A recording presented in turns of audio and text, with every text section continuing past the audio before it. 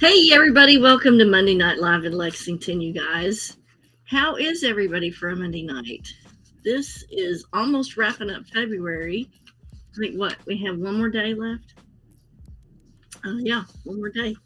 And then we're into March, and I think that, you know, what they say about the March winds. What is that saying, David? April showers bring May flowers. No, about the March comes in like a lion and goes out like a lamb. Yep, That's the reference to the it's coming in like a lion, is what it's doing. But let's find out something really fun. Hang on just a second.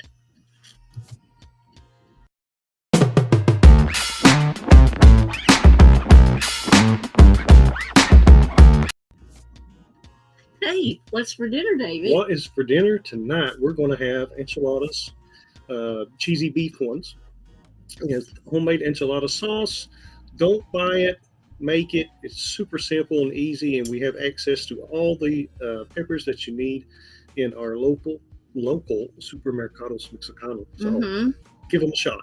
Absolutely. They have so many wonderful things there. We'll have to do a little blurb for them sometime. Yeah.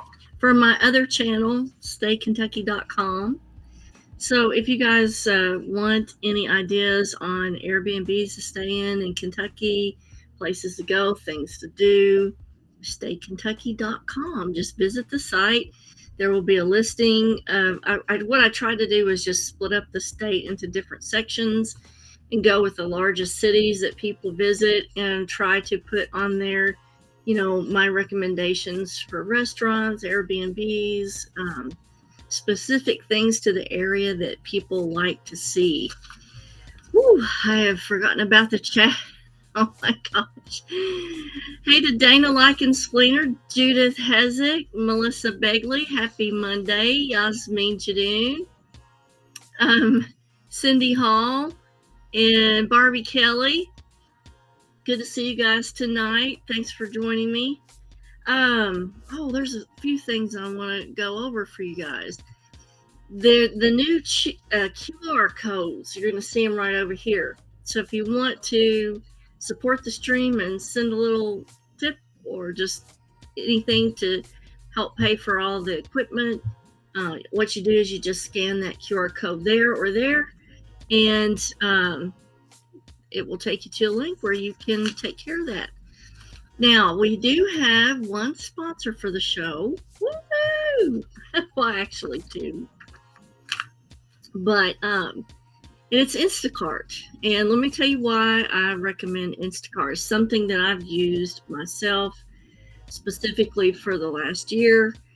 Sometimes you will get a free delivery, but with the cost of gas, I look at the delivery fee and I'm okay with that because, it saves me getting out into traffic, spending my time running after stuff and spending gas. So I find in the long run, it's more beneficial for me to use Instacart. And then two, I can kind of keep up with dinners and, nice meals at home if I have somebody else to spend the time doing all the shopping and gathering all the stuff.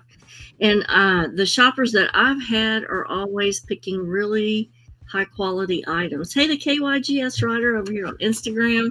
Good to see you tonight. But if you want a discount on Instacart, there's your QR code right there. Now, all these QR codes and stuff, I do get a little bit of a compensation for it. It may be 10 cents, it may be 50 cents, but you know what? When you're self-employed, every little bit helps. It really does. Now, because of our topic tonight, which is Lucky Charms for the home, and we're going to mention several different items that you can use for this, I do want to mention my crystal lady, Miss Barbara Bacon. And this QR code takes you to her Facebook site. She does do shipping.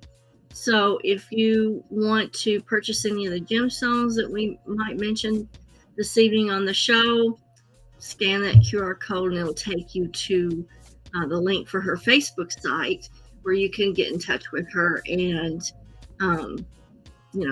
make out a trip to see her and get sort of like a consult on what you might need for your home.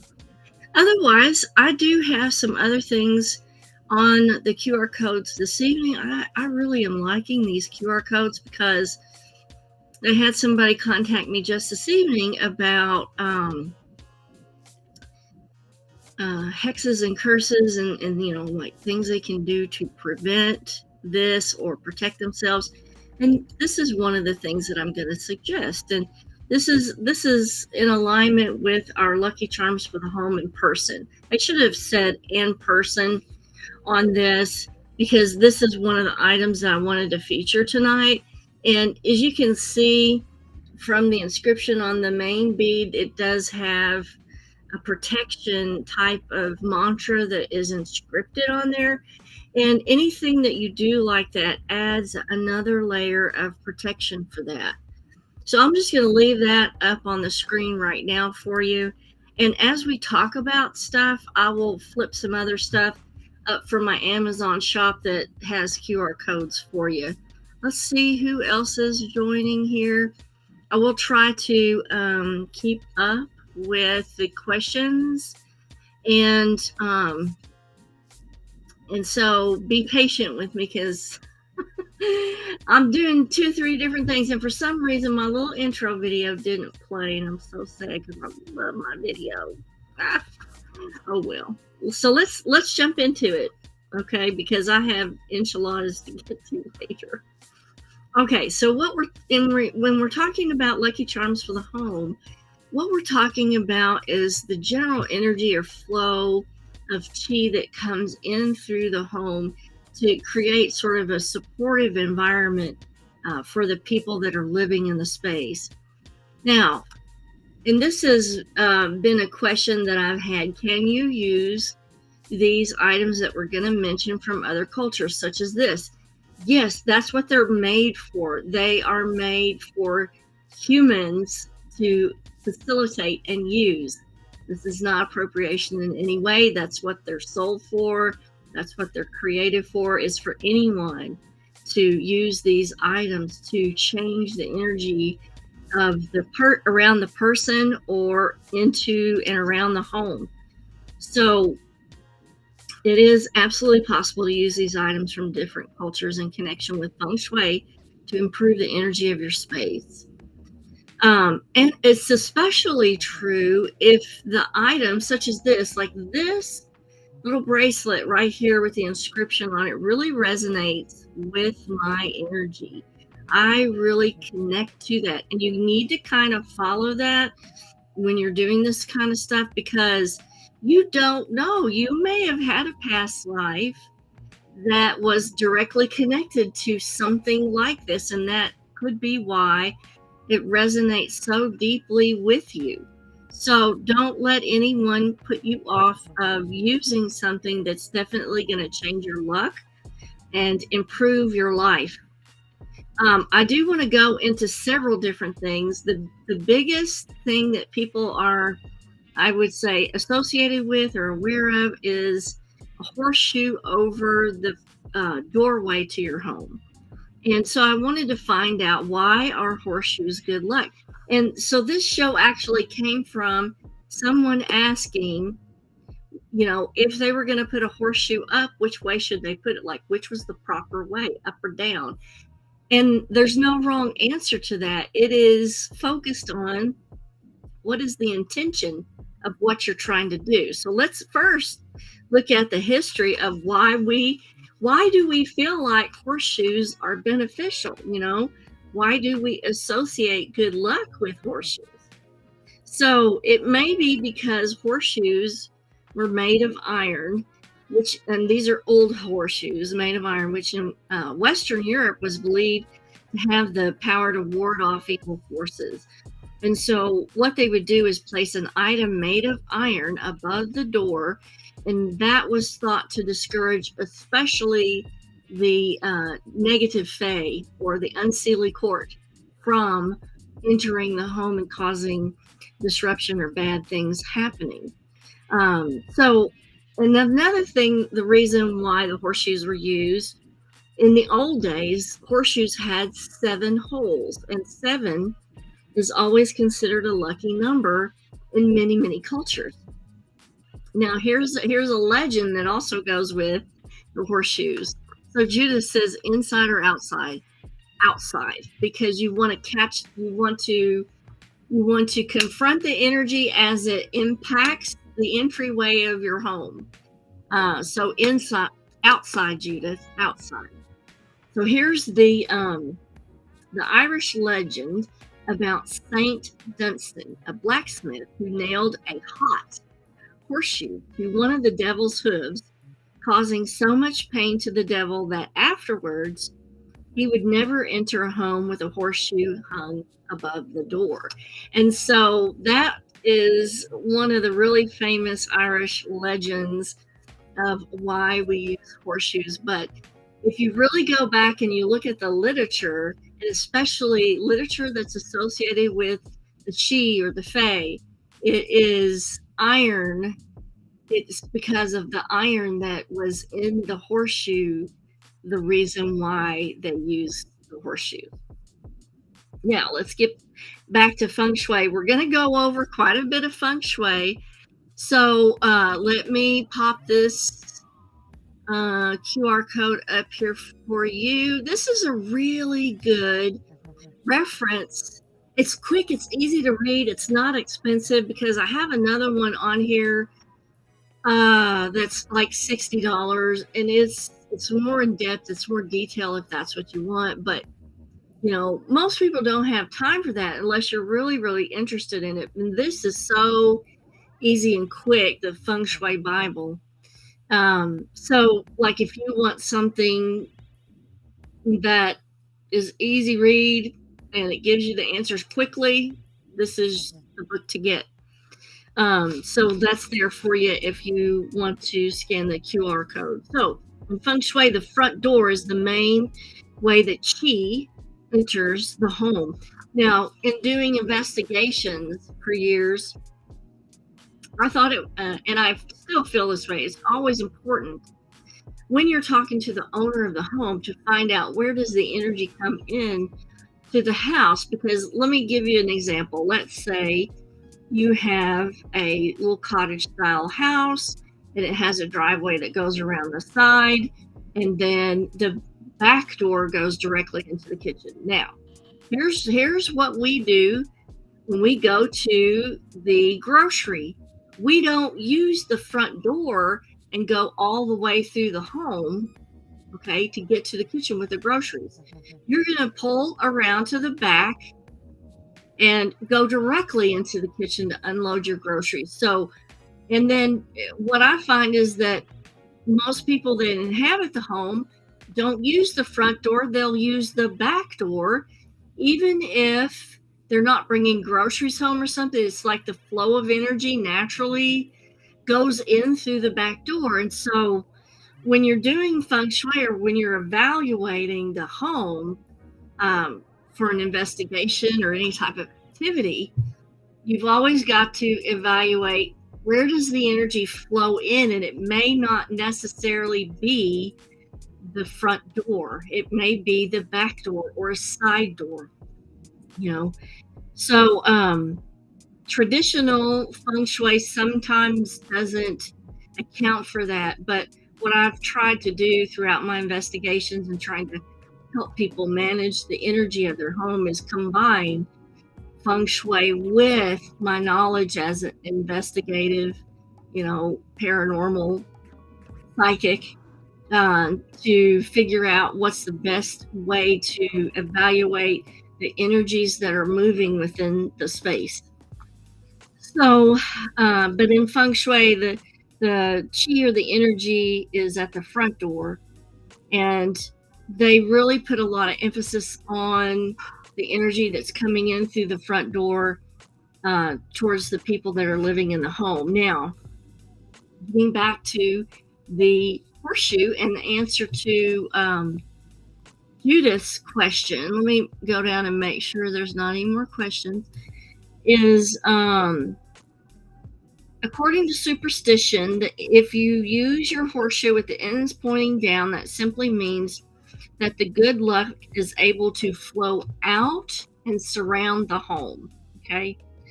So that means that means you already have good luck. And the good luck that you already have is surrounding and protecting the house. Now, if the horseshoe is hung over the door with the ends up, it will catch good luck. And another thing is, they said hung over a door with the ends down, it will let good luck spill over the door and stop evil from entering. So, we're going to talk about other things that you can do to avert evil. But, if you're listening to the show, I feel like you're in maybe need of good luck. And so, if it was me, I would put the horseshoe ends up, and then I would use other things for protection. So, let's go back to the QR codes and look at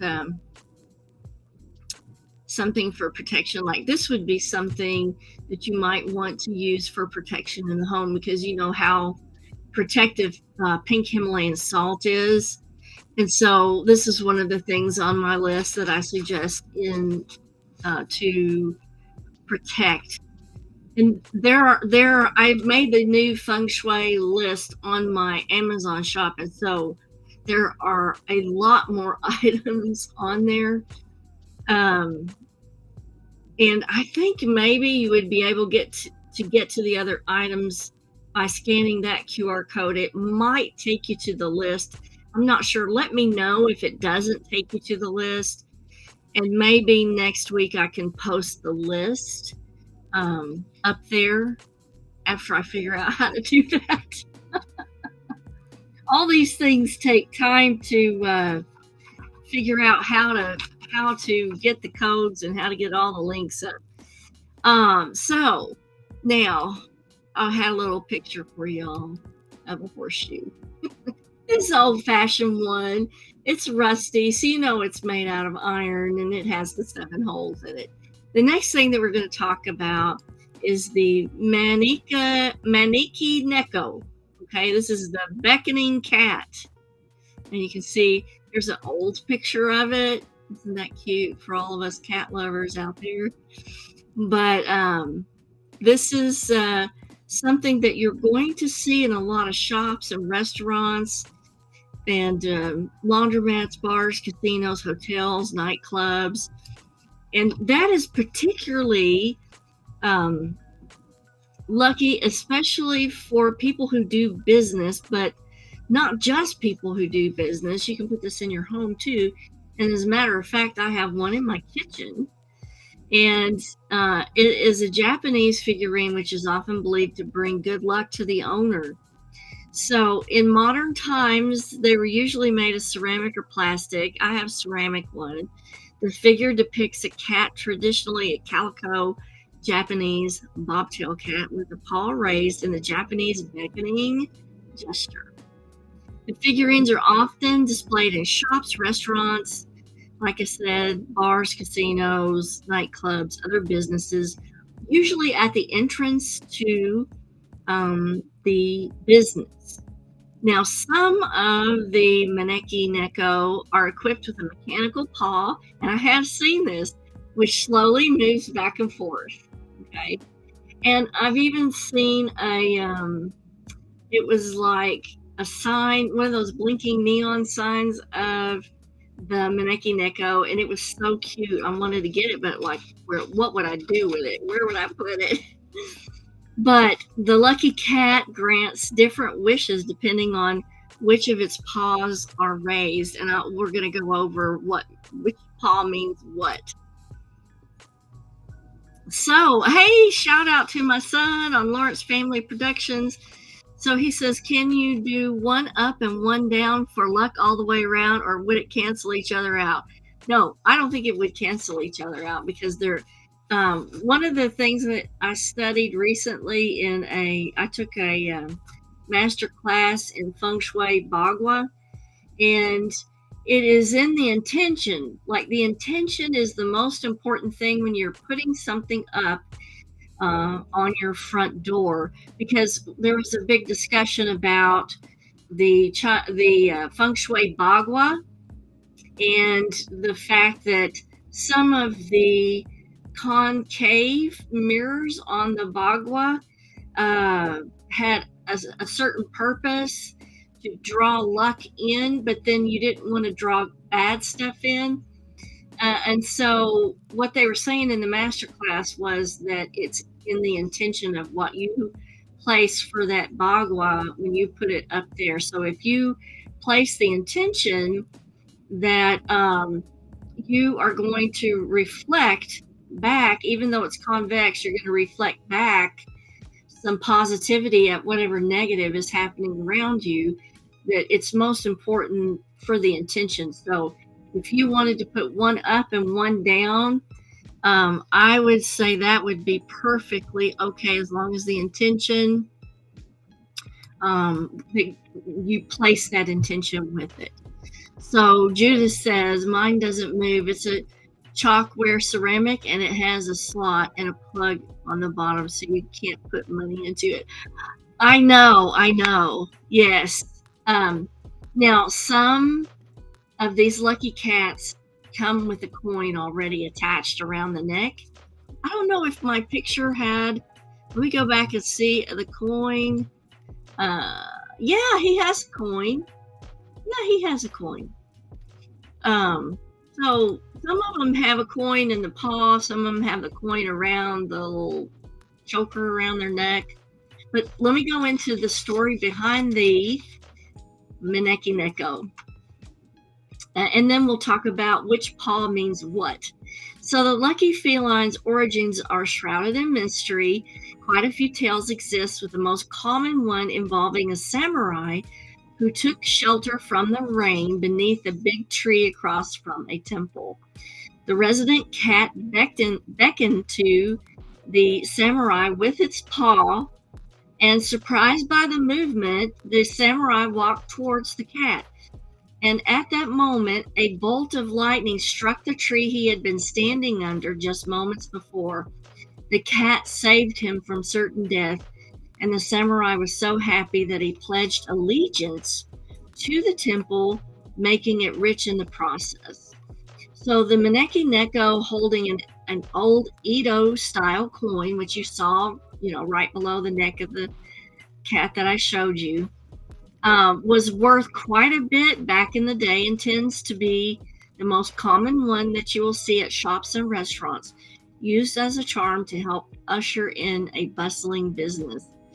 But various other objects in hand can also signify fortune, such as a fish, a gem, daikon, ingots, and the list goes on. But we're going to go over some other things too that are more commonly used, and you may not know the reason behind why you do it. But now here's what the paws mean: the left paw, the right paw. If you have the lucky cat, okay, and the left paw is raised, that attracts customers.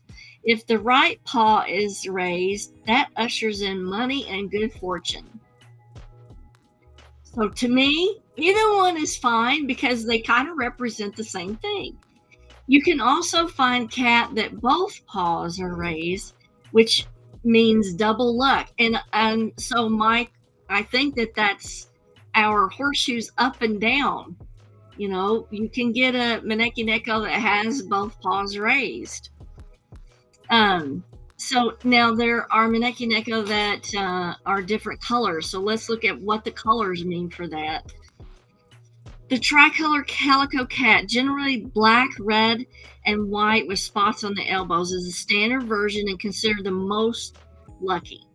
A black maneki-neko is to ward off bad luck or evil spirits. Now, so you could possibly use that as to avert evil from coming into your home by putting a maneki-neko, a black one, near the front door or near the door where the energy flows in.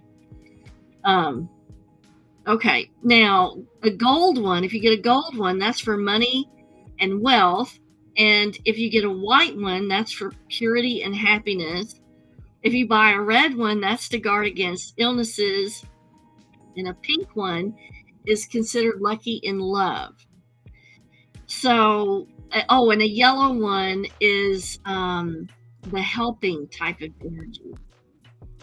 And the lucky cat grants different wishes depending on which of its paws is raised.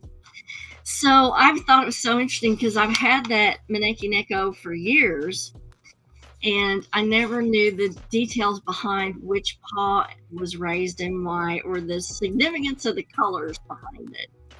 Now, here's some other lucky charms that we're going to go over real quick. Fruit on the counter. Now, how many of us have fruit on the counter?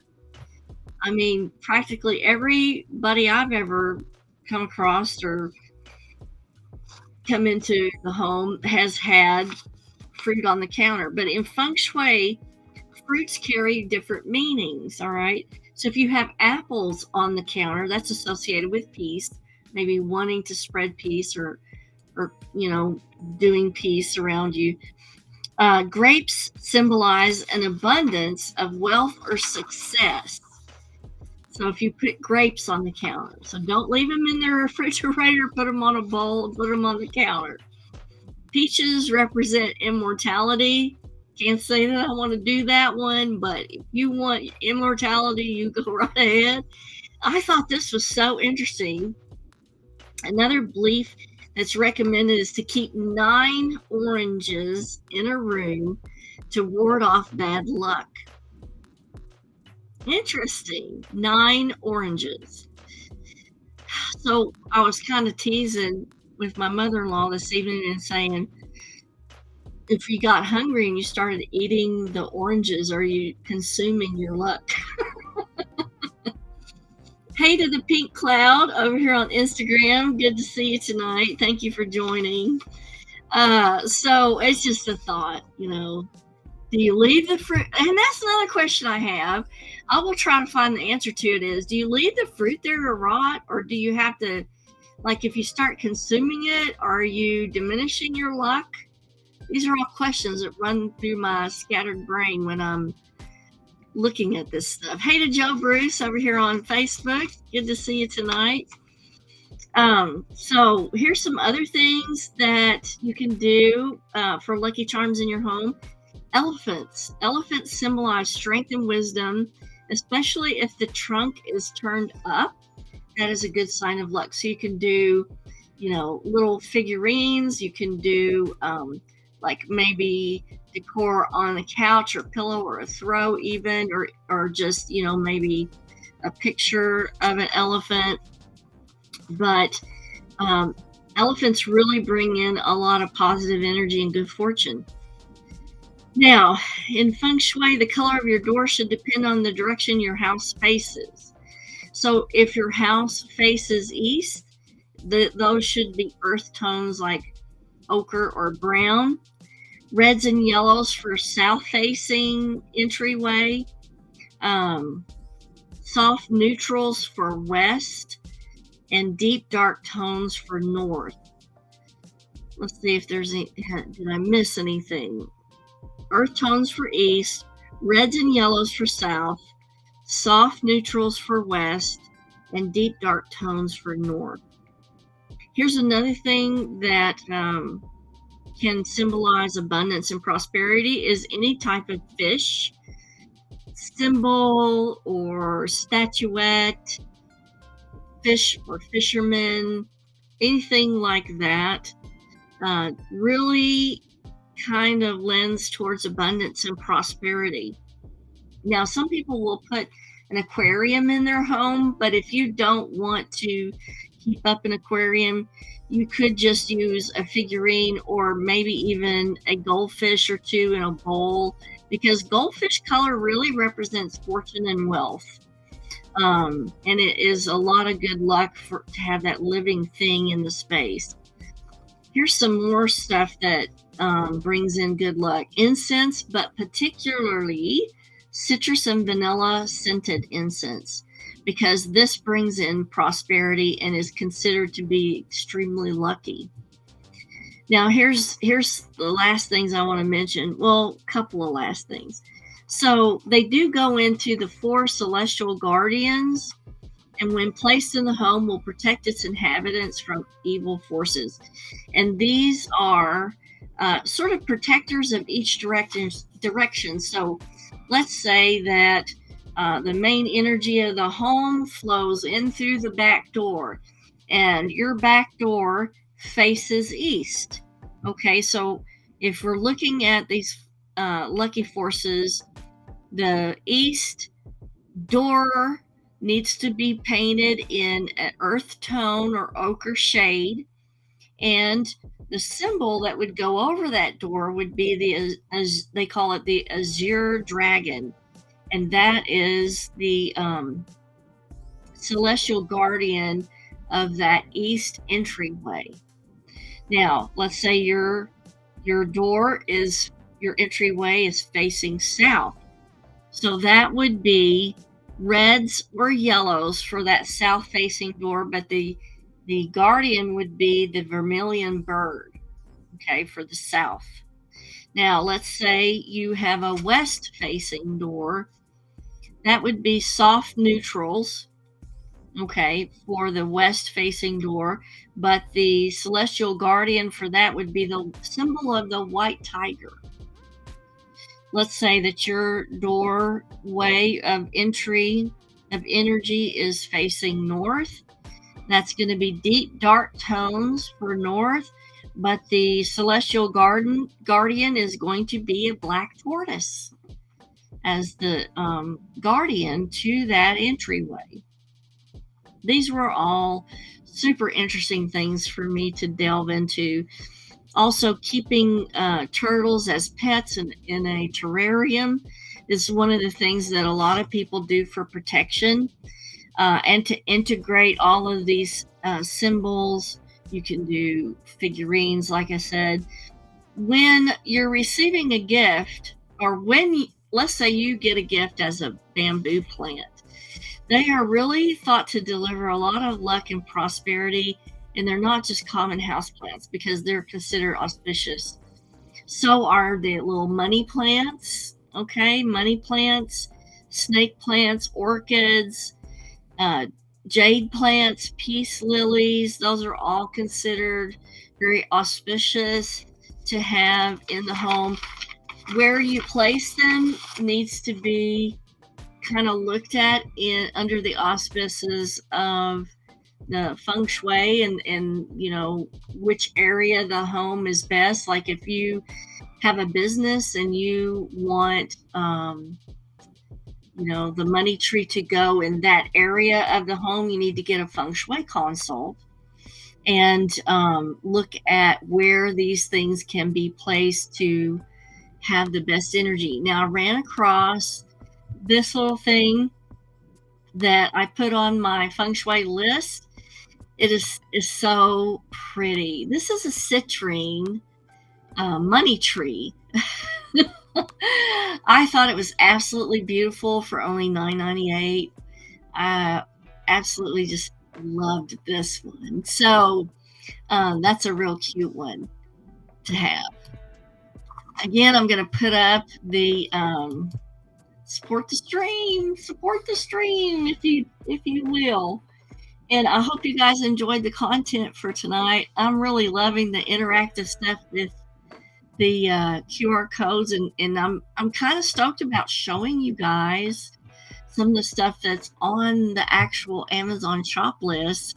There's a ton of other stuff on there. If you want to go to the shop list, I'll try to put a link to the full shop in the Facebook page drop down after the show on the comments, because there are like 6 other recommended reading lists. There's a list on psychic protection, on psychic improvement, on advanced psychic techniques, and dream working, working with angels, and now I added the feng shui list to it, which I found some really cool stuff on there that you guys just have to see. So I'll put that link after the show notes. Now, what are we going to do next week?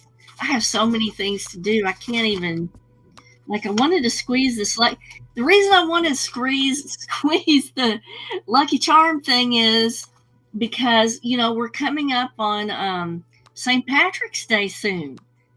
Hey to all you guys over here on Instagram, you'll have to rewind and watch the show because we're just ending. But we're coming up on St. Patrick's Day, and that is a hugely, big lucky time for the year. And so I was like, I got to get this show in before St. Patrick's Day so you guys can maximize on why you should put a horseshoe up, which way to put it, and what means what, and getting the maneki-neko. I can't say it right. If I could pronounce these Japanese, maneki-neko cat. Yes. So things coming up. We've got paranormal stuff for UFO things. I have more about Middle East paranormal stuff. I know a lot of people enjoyed the Jerusalem syndrome for last Monday. If you are interested in the Jerusalem syndrome or you don't know what it is, take a look at my YouTube channel, and it will be on that last list there. Hey to Beth, good to see you tonight. I tell you what I'm going to do is I'll put a link to, let me pop a link for the YouTube right quick so that if anybody missed the show on Jerusalem Syndrome last week and you want to watch it, I mean, that is such a bizarre syndrome. You have to go look at it. But there's some other Middle Eastern stuff that I wanted to put up there. Oh, it doesn't want to reload. Okay, well, let me try one more time.